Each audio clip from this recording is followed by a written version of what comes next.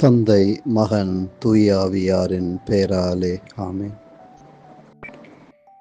வெளிவேடமற்ற ஒரு ஆழமான ஆன்மீக வாழ்வை வாழ பணிக்கிற தெய்வம். பிறருக்காக நாங்கள் நற்காரியங்களை செய்வதில் அல்ல, அந்த நற்காரியங்கள் ஒவ்வொன்றும் உம்மோடு ஆழமான ஒரு உறவை நமக்குள் ஏற்படுத்த வேண்டும் என்று விரும்புகிற தெய்வமே.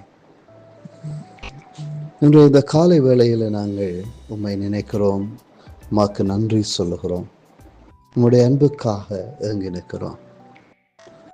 நாங்கள் செய்கிற எங்களுடைய சுபங்களும் எங்களுடைய தர்மங்களும் நோன்புகளும் உமக்கேற்றவையாக அமைய நீர் கேட்கிறீர்.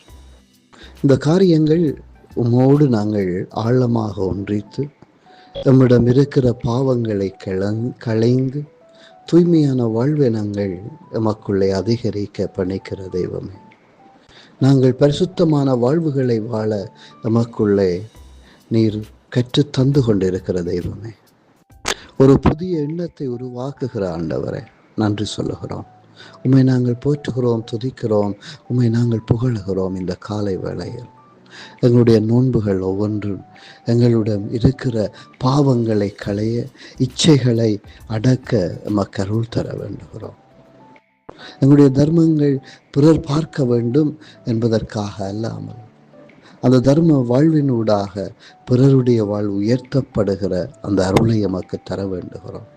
நாங்கள் ஜெபிக்கிற பொழுது எங்களுடைய அறைகளை பூட்டி நாங்கள் உள்ளிருந்து ஜெபிக்கிற அந்த இறை உறவு எமக்குள்ளே அதிகரிக்க வேண்டுகிறோம். தெய்வமே, இந்த 3 நற்பண்புகளையும் நாங்கள் எமக்குள்ளே வாழ இந்த பொது காலத்தினுடைய 11ஆம் வாரம் இந்த புதன்கிழமை உம்மை வேண்டுகிறோம். இந்த ஜூன் மாதம் 18ஆம் நாளிலே எங்களை ஒவ்வொருவரையும் ஆசீர்வதித்து வழி நடத்தும் தெய்வமே. ஆமேன்.